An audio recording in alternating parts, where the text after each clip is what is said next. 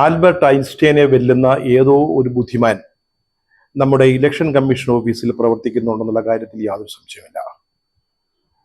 നമ്മുടെ മോദിജിയുടെ പ്രസംഗമുണ്ടല്ലോ, വളരെ വിഖ്യാതമായ രാജസ്ഥാൻ ബൻസ്വാഡയിലെ പ്രസംഗം, വിഷം ചീറ്റിയ രാഷ്ട്രീയ പ്രസംഗം. അതിനെതിരെ ഇലക്ഷൻ കമ്മീഷൻ എടുത്ത നടപടി ശ്രദ്ധാപൂർവം നോക്കിയാൽ ഈ ബുദ്ധിമാന്റെ സാന്നിധ്യം നമുക്ക് മനസ്സിലാവും. പ്രധാനമന്ത്രി നരേന്ദ്രമോദിയുടെ ഈ പ്രസംഗം വലിയ പ്രതിഷേധങ്ങൾക്കും വിമർശനങ്ങൾക്കും കാരണമായതാണ്. അദ്ദേഹത്തിനെതിരെ നടപടിയെടുക്കണമെന്ന് ആവശ്യപ്പെട്ടുകൊണ്ട് കോൺഗ്രസ് പാർട്ടി, CPM, ധാരാളം പൊതുപ്രവർത്തകർ, ഇവരൊക്കെ തെരഞ്ഞെടുപ്പ് കമ്മീഷന് പരാതി അയച്ചിരുന്നു. ഇപ്പോ നടപടി എടുത്തോ എന്ന് ചോദിച്ചാൽ എടുത്തു, എടുത്തില്ലേ എന്ന് ചോദിച്ചാൽ എടുത്തിട്ടില്ല.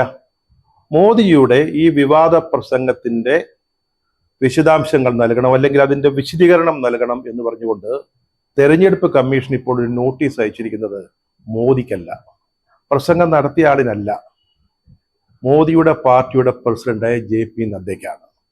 എങ്ങനെയുണ്ട് ഇലക്ഷൻ കമ്മീഷനിലെ ഈ ബുദ്ധിമാന്റെ ബുദ്ധി? കാഞ്ഞ ബുദ്ധിയല്ലേ?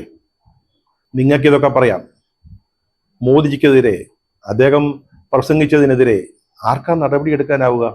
അദ്ദേഹത്തിന് എന്തും പ്രസംഗിക്കാനുള്ള ഒരു സ്വാതന്ത്ര്യമുണ്ടല്ലോ, അദ്ദേഹം വിശ്വ ഗുരുവാണല്ലോ. നിങ്ങൾക്ക് പരാതി അയക്കാം, നടപടി എടുക്കണം എന്നൊക്കെ പറയാം. ഞങ്ങളത് നോക്കിയത് ഇലയ്ക്കും മുള്ളിനും വലിയ കേടില്ലാതെ ഈ പ്രശ്നം അങ്ങോട്ട് തീർക്കാനാ. സത്യം പറഞ്ഞാല് മുള്ളിന് വലിയ കേടൊന്നുമില്ല.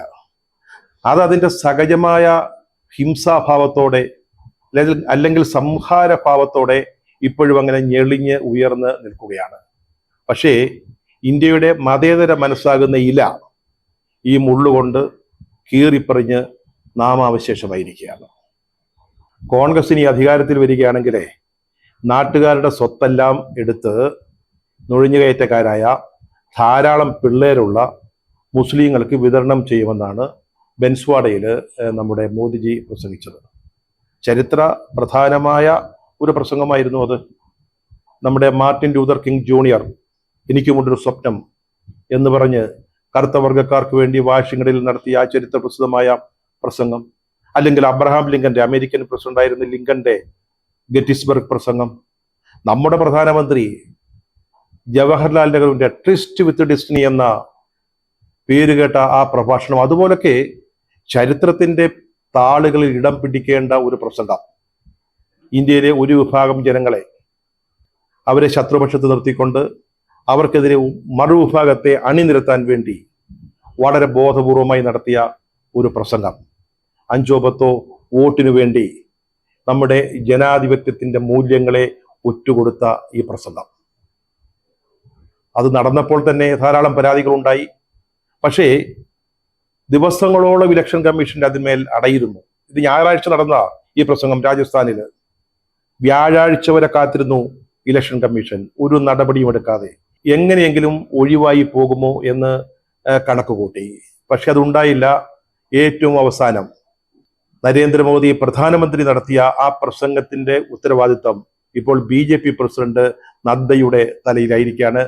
അദ്ദേഹത്തോട് വിശദീകരണം ചോദിച്ചിരിക്കുകയാണ് ഇലക്ഷൻ കമ്മീഷൻ. അതിനൊപ്പം ഒരു കാഞ്ഞ ബുദ്ധി കൂടി നമ്മുടെ തെരഞ്ഞെടുപ്പ് കമ്മീഷനിലെ ഈ ബുദ്ധിശാലികൾ പ്രയോഗിച്ചു. രാഹുൽ ഗാന്ധിയുടെയും AICC പ്രസിഡന്റ് മല്ലികാർജുൻ ഖാർഗെയുടെയും ചില സാധാരണ രാഷ്ട്രീയ പ്രസംഗങ്ങൾ മോദിയുടെ പ്രസംഗവുമായി കൂട്ടിക്കെട്ടി. രാഹുലിന്റെയും ഖാർഗെയുടെയും പ്രസംഗങ്ങൾ അത് തെരഞ്ഞെടുപ്പ് ചട്ടങ്ങൾക്ക് വിരുദ്ധമാണ്, മാതൃകാ പെരുമാറ്റച്ചട്ടത്തിനെതിരാണ് എന്നൊക്കെ ചൂണ്ടിക്കാണിച്ചുകൊണ്ട് അവർക്ക് ഒരു നോട്ടീസ് അയച്ചു. ഈ രണ്ടുപേരുടെയും പ്രസംഗത്തിലുള്ള നോട്ടീസ് പാർട്ടി പ്രസിഡന്റ് ഖാർഗെയ്ക്ക് തന്നെയാണ് ലഭിച്ചിരിക്കുന്നത്. കേരളത്തിൽ നടത്തിയ ഒരു പ്രസംഗത്തിനാണ് ഇപ്പോൾ രാഹുലിന് എതിരെ നോട്ടീസ് ഇഷ്യൂ ചെയ്തിരിക്കുന്നത്. അതായത് BJP ഗവൺമെന്റ് ഒരു രാജ്യം, ഒരു ഭാഷ, ഒരു മതം എന്ന ഒരു നയം നടപ്പാക്കാൻ ശ്രമിക്കുകയാണെന്നാണ് അദ്ദേഹം പറഞ്ഞത്. ഇത് കോൺഗ്രസ് കാലാകാലങ്ങളിലായി BJPക്കെതിരെ പറയുന്ന ഒരു ആരോപണമാണ്, അല്ലെങ്കിൽ അവരുടെ ഒരു ഭയാശങ്കയാണ്. അതാണ് രാഹുൽ ഗാന്ധി കേരളത്തിലും തമിഴ്നാട്ടിലും നടത്തിയ പ്രസംഗങ്ങളിൽ ഉന്നയിച്ചത്. അതേസമയം ഖാർഗെ ആവട്ടെ, അദ്ദേഹത്തിന്റെ ഒരു സങ്കടം പറച്ചിലാണ് അദ്ദേഹത്തിന് ഇപ്പോൾ വിനിയായിരിക്കുന്നത്. അദ്ദേഹം പറഞ്ഞത് താനൊരു ദളിതനായതുകൊണ്ട് അയോധ്യയിലെ രാമക്ഷേത്ര പ്രതിഷ്ഠാൻ കർമ്മത്തിന് തന്നെ ക്ഷണിച്ചില്ല. ആ സങ്കടം പറച്ചിലാണ് ഇപ്പോൾ അദ്ദേഹത്തിനെതിരെ ഒരു നോട്ടീസിന് കാരണമായിരിക്കുന്നത്. മറ്റൊന്നുകൂടി അദ്ദേഹം പറഞ്ഞു, BJP അധികാരത്തിൽ വരികയാണെങ്കിൽ നമ്മുടെ ഭരണഘടന തന്നെ അവർ ഭേദഗതി ചെയ്യും, ഇല്ലായ്മ ചെയ്യും എന്ന് പറഞ്ഞു.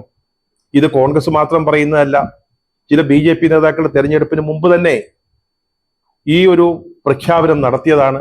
അതിനെ തുടർന്ന് കോൺഗ്രസ് അതൊരു പ്രധാനപ്പെട്ട തെരഞ്ഞെടുപ്പ് വിഷയമായിട്ട്, അല്ലെങ്കിൽ ഇന്ത്യ മുന്നണി ഒരു തെരഞ്ഞെടുപ്പ് വിഷയമായിട്ട് തന്നെ അത് ഉയർത്തിക്കാട്ടി പ്രചാരണം നടത്തുന്നതാണ്. അവർ പറയുന്നത് ജനാധിപത്യ മൂല്യങ്ങൾ സംരക്ഷിക്കാൻ, നമ്മുടെ ഭരണഘടന അതേപടി നിലനിർത്തുന്നതിന് ഇത്തവണ ഇന്ത്യ മുന്നണി അധികാരത്തിലേറ്റണം. അതാണ് അവര് ജനങ്ങളുടെ മുമ്പിൽ വെച്ചിരിക്കുന്ന ഒരു പ്രധാന ആവശ്യം. അത് പ്രസംഗിച്ചതിനാ, അതായത് മുന്നണിയുടെ അല്ലെങ്കിൽ കോൺഗ്രസിന്റെ രാഷ്ട്രീയ നയം ജനങ്ങളോട് പറഞ്ഞതിനാണ് ഇപ്പോ അവർക്കെതിരെ ഇലക്ഷൻ കമ്മീഷൻ നോട്ടീസ് അയച്ചിരിക്കുന്നത്. ഈ ബെൻസ്വാഡ പ്രസംഗം ഉണ്ടായ ദിവസം തന്നെ തെരഞ്ഞെടുപ്പ് കമ്മീഷൻ നടപടി എടുക്കേണ്ടതായിരുന്നു. ഇന്ത്യയിലെ ഓരോ പഞ്ചായത്തിൽ വരെ കമ്മീഷന് നിരീക്ഷകരുണ്ട്. അവരൊക്കെ അപ്പോൾ എന്തൊക്കെയാണ് രാജ്യത്ത് നടക്കുന്നത്, ഏത് തരത്തിലുള്ള പ്രചരണം പ്രസംഗമൊക്കെയാണ് നടക്കുന്നത്, അത് കൃത്യമായിട്ട് തെരഞ്ഞെടുപ്പ് കമ്മീഷനെ അറിയിക്കുന്നുണ്ട്. അപ്പൊ ഞായറാഴ്ച ബെൻസ്വാഡയിൽ മോദിജി നടത്തിയ പ്രസംഗം ഇലക്ഷൻ കമ്മീഷൻ അറിയാഞ്ഞിട്ടൊന്നുമല്ല. പക്ഷേ അത് അറിഞ്ഞ ഭാവം നടിച്ചില്ല. പരാതികൾ വന്നിട്ട് അനങ്ങിയില്ല, അനങ്ങാപ്പാറ നയം. എന്തുകൊണ്ടാണ്? അല്പം പേടിയുണ്ട് സാറേ. മോദിജിയാണ് പ്രസംഗിച്ചിരിക്കുന്നത്. ഇത് സാധാരണ മൻമോഹൻ സിംഗോ അല്ലെങ്കിൽ രാജീവ് ഗാന്ധിയോ ഒക്കെ പ്രധാനമന്ത്രിമാരായിരുന്നപ്പം കൈകാര്യം ചെയ്യുന്നത് പോലെ ചെയ്യാവുന്നതല്ല. ഇത് സാക്ഷാൽ മോദിയാണ്. അല്പം പേടിയുണ്ട്. അതുകൊണ്ടാണ് ഞങ്ങൾ വ്യാഴാഴ്ച വരെ ഒരു നോട്ടീസെങ്കിലും അയക്കാൻ കാത്തിരുന്നത്. ദയവ് ചെയ്ത് ഞങ്ങളുടെ അവസ്ഥ നിങ്ങളൊന്ന് മനസ്സിലാക്കണം. ഞാൻ പറഞ്ഞല്ലോ, ഈ പ്രസംഗം അറിഞ്ഞപ്പോൾ തന്നെ സ്വമേധയാ കമ്മീഷൻ നടപടി എടുക്കാമായിരുന്നു. രാഷ്ട്രീയ പാർട്ടികളുടെ പരാതിയൊന്നും ലഭിക്കാൻ വേണ്ടി കാത്തിരിക്കേണ്ട കാര്യമില്ലായിരുന്നു. എന്തുകൊണ്ടാണത്? കാരണം ഇത്തരത്തിലുള്ള പ്രസംഗങ്ങൾ ആവർത്തിക്കാതിരിക്കാനാണ്. ഞായറാഴ്ച അദ്ദേഹം രാജസ്ഥാനിൽ ചെയ്തതുപോലെയുള്ള വിഷവാക്കുകൾ ഇനി പ്രചാരണ രംഗത്തുണ്ടാവരുത്. അത് കണക്ക് കൂട്ടിക്കൊണ്ട് തന്നെ കമ്മീഷൻ നടപടി എടുക്കാമായിരുന്നു. പക്ഷേ കിട്ടിയ ഗ്യാപ്പിൽ പ്രധാനമന്ത്രി മോദിക്ക് കൂടുതൽ മുന്നോട്ട് പോവുകയാണ് ഉണ്ടായത്. കൂടുതൽ ആക്ഷേപങ്ങൾ കോൺഗ്രസിനെതിരെ, അടിസ്ഥാന രഹിതമായ വസ്തുതാപരമല്ലാത്ത ആരോപണങ്ങൾ ഉന്നയിക്കുകയാണ് ചെയ്തത്. നിങ്ങളുടെ താലിമാല കോൺഗ്രസ്സുകാര് തട്ടിയെടുക്കും. ഇതൊക്കെ വളരെ വൈകാരികമായ ഒരു അന്തരീക്ഷം സൃഷ്ടിക്കുന്നതിന് വേണ്ടിയാണ് ഈ താലിമാലയൊക്കെ കൊണ്ടുവരുന്നത്. അതുപോലെ തന്നെ SC-യുടെയും സംവരണം എടുത്തിട്ടത് മുസ്ലിങ്ങൾക്ക് കൊടുക്കും. അപ്പൊ ഈ SC/ST വിഭാഗത്തിൽപ്പെട്ടവരുടെ ഇടയിൽ ഒരു ഭീതി ഉണ്ടാക്കുക. അതുപോലെ തന്നെ അദ്ദേഹം മറ്റൊരു വിഷയം കൂടി ഇതിനിടയിൽ ഉന്നയിക്കുകയുണ്ടായി. അത് ഓവർസീസ് കോൺഗ്രസിന്റെ പ്രസിഡന്റ് സാം പിത്രോദയുടെ ഒരു പ്രസ്താവന എടുത്തുകൊണ്ടാണ്, അല്ലെങ്കിൽ അത് ഉദ്ധരിച്ചുകൊണ്ടാണ് അദ്ദേഹം ആ വിഷയം കൊണ്ടുവന്നത്. അമേരിക്കയിലൊക്കെ ഒരു വ്യക്തി മരിച്ചു കഴിഞ്ഞാൽ അദ്ദേഹത്തിന്റെ സ്വത്തിന്റെ ഒരു നല്ല ശതമാനം നികുതിയായിട്ട് ഗവൺമെന്റിലേക്ക് പോകും. അതൊരു പിന്തുടർച്ചാ നികുതി എന്നാണ് അവിടെ അതിനെ പറയുന്നത്. ഈ പിത്രോദ എന്ന് പറയുന്ന ആൾ അമേരിക്കയിൽ ജീവിക്കുന്ന ആളാ. അമേരിക്കൻ സാഹചര്യങ്ങളാണ് അദ്ദേഹത്തിന്റെ പ്രസ്താവനയിൽ വിവരിച്ചത്. ഇതൊരു നല്ല കാര്യമാണെന്ന് അമേരിക്കൻ പശ്ചാത്തലത്തിൽ അദ്ദേഹം പറയുകയും ചെയ്തു. ഇത് ഉദ്ധരിച്ചുകൊണ്ടാണ് മോദിജി കോൺഗ്രസ് അധികാരത്തിൽ വരികയാണെങ്കിൽ ഈ പിന്തുടർച്ച നികുതി ഇന്ത്യയിൽ നടപ്പാക്കും എന്ന് പറഞ്ഞത്. കാരണം അങ്ങനെ വന്നാൽ നമ്മുടെ അപ്പന്റെയും അല്ലെങ്കിൽ നമ്മുടെ അമ്മയുടെയൊക്കെ പിതൃസ്വത്ത് അതിന്റെ ഒരു നല്ല ശതമാനം സർക്കാർ കൊണ്ടുപോകും, മക്കൾക്ക് അല്ലെങ്കിൽ പിന്തുടർച്ചക്കാർക്ക് ലഭിക്കില്ല.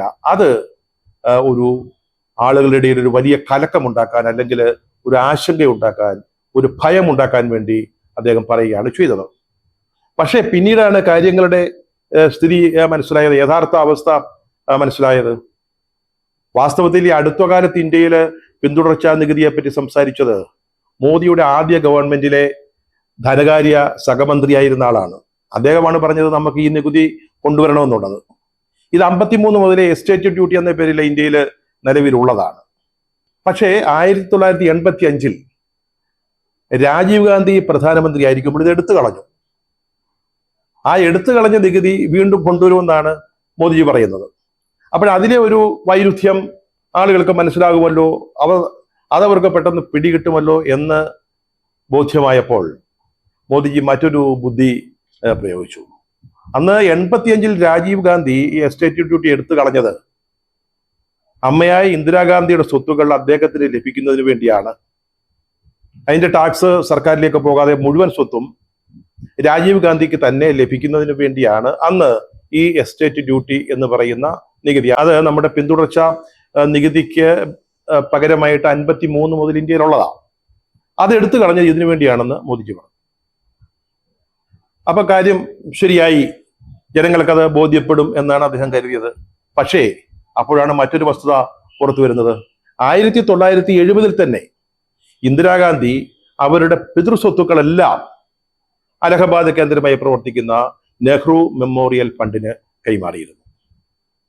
പിന്നെ എങ്ങനെയാണ് 1985 രാജീവ് ഗാന്ധി ആ നിയമം റദ്ദാക്കിയാൽ സ്വത്തുക്കൾ കിട്ടുക?